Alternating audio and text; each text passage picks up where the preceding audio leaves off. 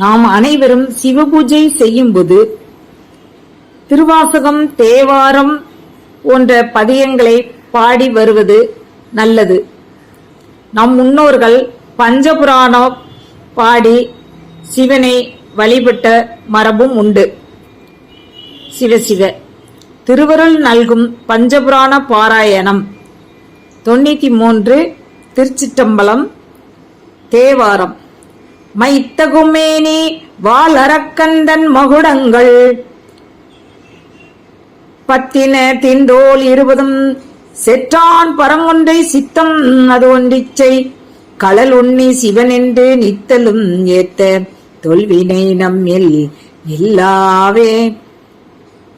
திருவாசகம். திருமாலும் பன்றியாய் சென்று உணரா திருவடியை உரு நாமறிய ஓர் அந்தனாய் ஆண்டு கொண்டான். ஒரு நாமம் ஓர் உருவம் ஒன்றும் இல்லார்க்கு 1000 திருநாமம் பாடி நாம் தென்னே நம் கொட்டாமோ. திருவிசைப்பா.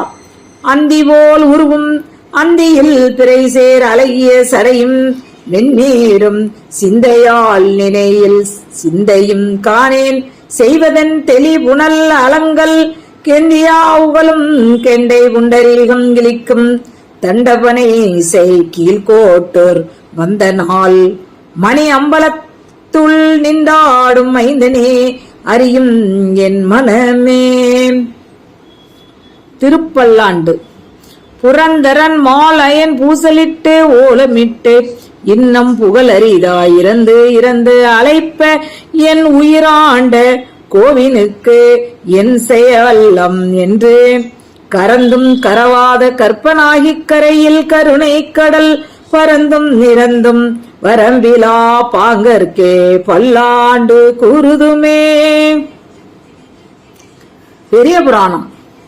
மலை குளக்கொடி பரிவு உருவயத்தால் மாவீரமேவிய தேவநாயகரை முளை குளட்டொடு வளைக்கையால் நெருக்கி முருகு காதலால் இருகிட தழுவ சிலை தனித்திருநுதல் திருமுளைக்கும் செந்தளிர் கரங்களுக்கும் மெத்து எனவே கொலை கலிற்று உரி புனைந்த நம் மேனி குலைந்து காட்டினார் விளைத்த கொள்கையினார்.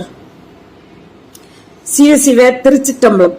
பஞ்சபுராண வழிகாட்டினை செய்து திருவருட்பயன் பெறுவோம். குடும்பத்தில் உள்ள அனைவரும் ஒரு சில நிமிடங்களையாவது ஒதுக்கி அவசியம் பஞ்சபுராணத்தை பாடி சிவனை வழிபட்டு சிவ புண்ணியம் சேர்க்க வேண்டும். திருவருள் துணையுடன் அவசியம் அனைவரும் பஞ்சபுராணத்தை பாடி சிவனை வழிபடுங்கள். சிவசிவ. திருச்சிற்றம்பலம்.